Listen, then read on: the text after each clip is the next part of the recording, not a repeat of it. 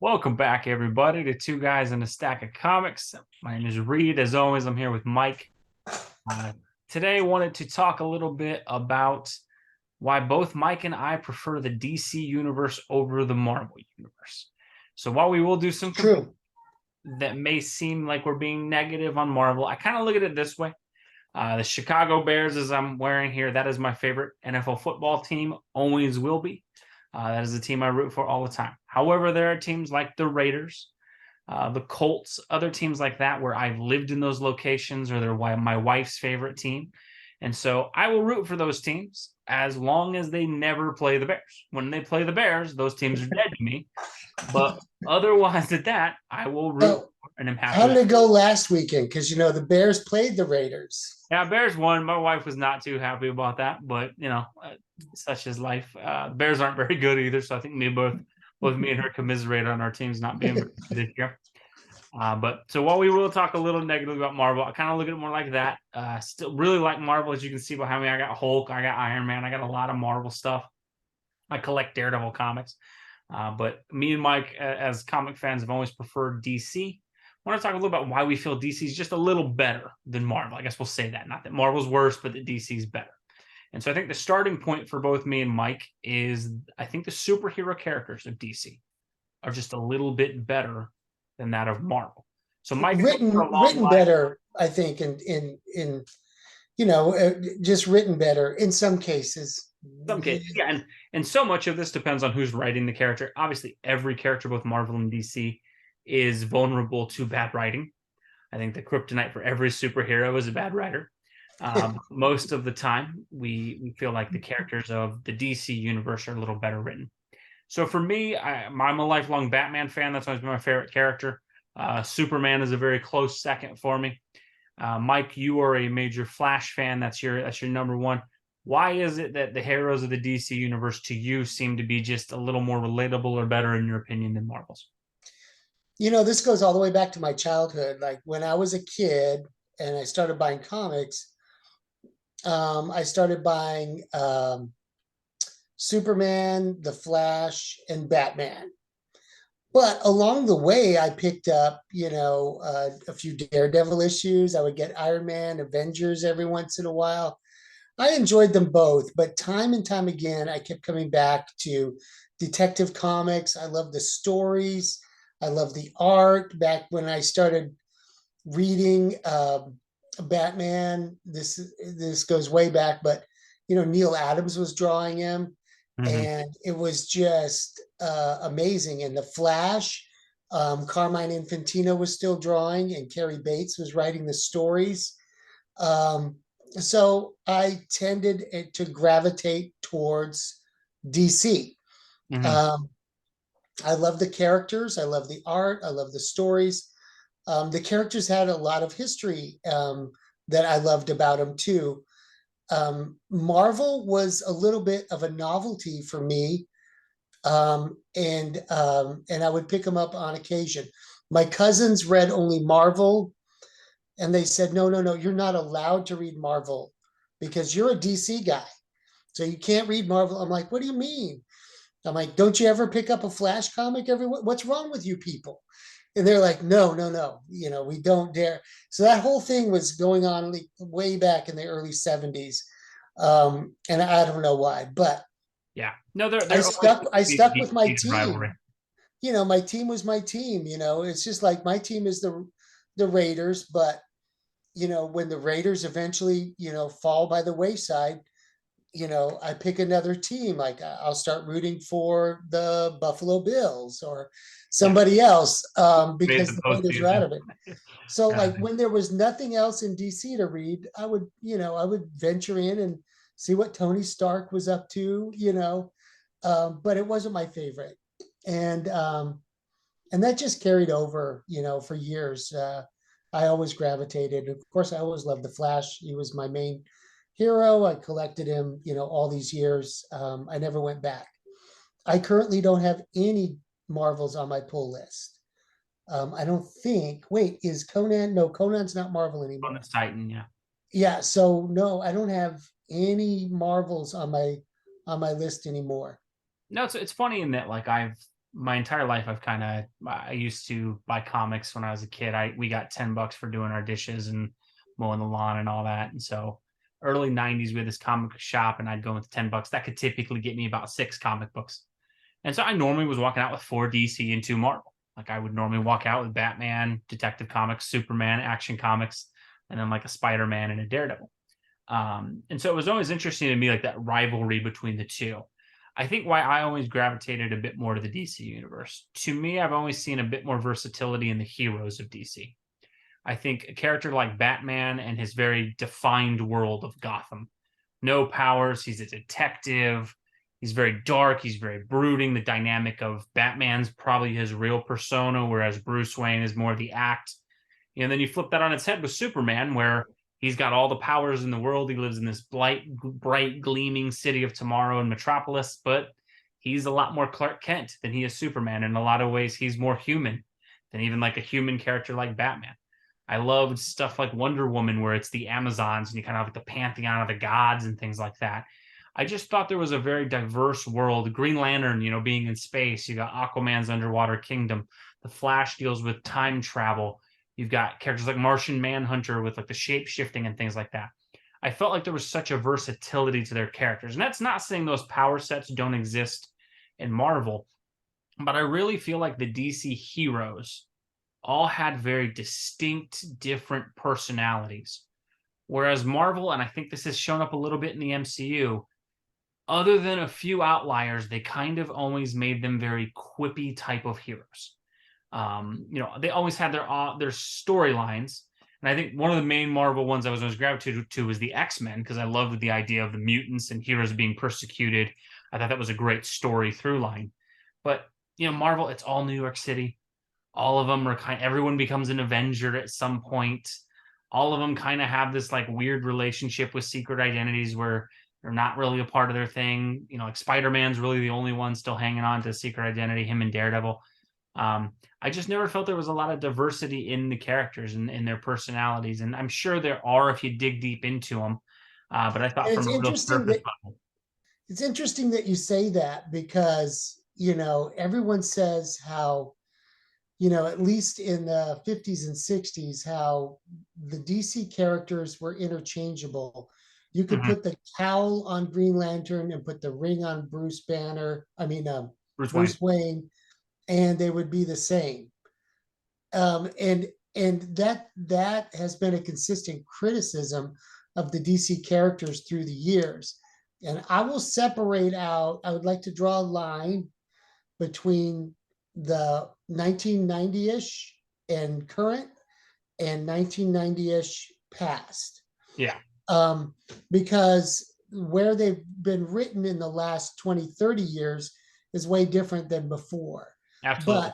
But you do see the through line that goes all the way back to the 40s with these mainstay characters like Superman and Batman. Not so much Green Lantern, well, maybe Green Lantern, and certainly the Flash, a definite through line.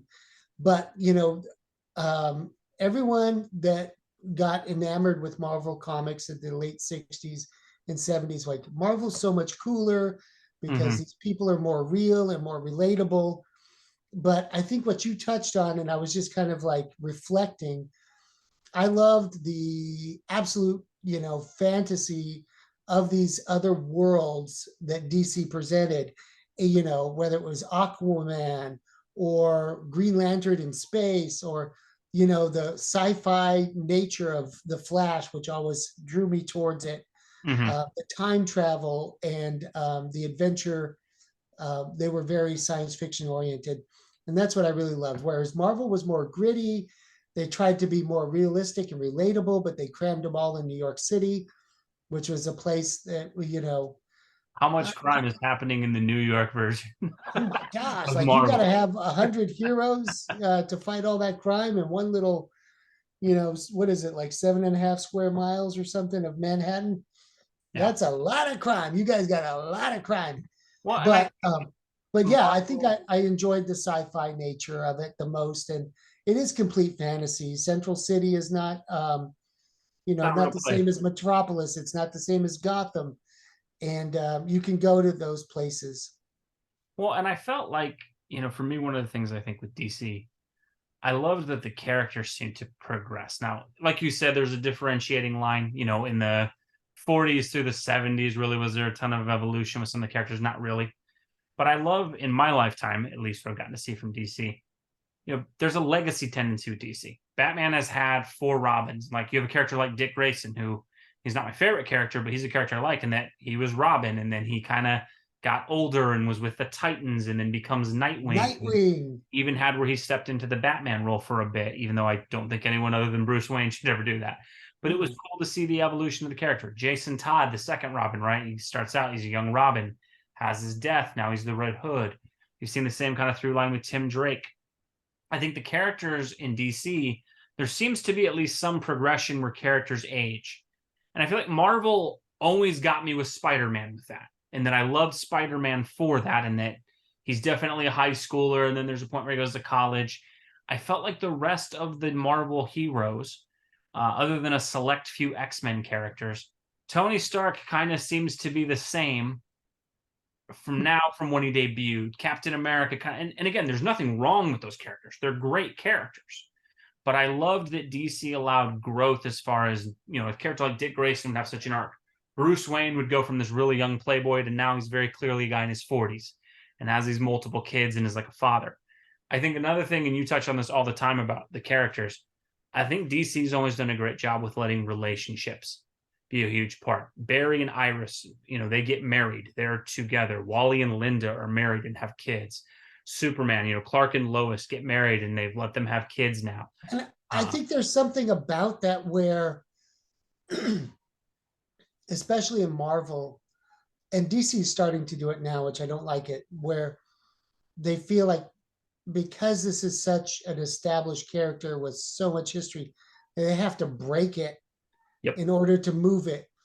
But I like the way traditionally for most of DC's history, that they let some of the basic foundations of those characters, like Clark and Lois and Flash and Iris, they kept them together, and they kept the building blocks of the character solid. Because you can do whatever you want. It's complete fantasy. But the things that built those characters, when you have 80 years of a character, one of the fundamental things that made it last so long is those building blocks. And, it's Clark Kent, who's always hopeful, but yet an outsider, and his faithful, life companion, Lois Lane. And you can go anywhere from there, but don't break that foundation. You don't have to destroy it. If you want to make something completely different, make something completely different. This is fantasy. Yeah. I think those relationships have been, and that, I think almost equally important to getting Superman right is getting Lois Lane right when you do an adaptation of Superman. Right? Like, you can't leave that character to the wayside. Other than Spider-Man, I would say Marvel has not really had that for a lot of their characters. And even Spider-Man, in the last 20 years, the Mary Jane relationship that evolved and got to a marriage, they pulled back on that. And every so often they kind of dangle the bait in front of fans and, they're going to get them back together, and they yank it away. X-Men did this for a while. They had Jean Grey marry Cyclops, and it's like, finally, after all these years, now they're breaking up. He's with Emma Frost, all this. They really can't ever seem to, other than Reed and Sue, who should never break up ever, they really can't seem to dedicate to a character having a wait till next month, it'll happen. No. And then I think it differentiates the characters, and this is where I've always liked DC. You have Superman, who is this stable married father, and then you've got Batman, who, he's got kids and there's adopted, but he's always with Catwoman, but never married. He's still the bachelor.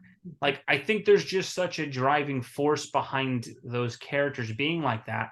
Whereas, Marvel, it kind of just seems like they get to a point where it's like, the one that always kills me, and my brother's a huge fan, Captain America in the comics has been dating Sharon Carter for like 40 years in the comics. And it's like, of all the people, Steve Rogers, based on who they describe him to be, would be the stable marriage, we're getting married kind of guy. And they'll never pull the trigger on it. He should have at least proposed by now, right?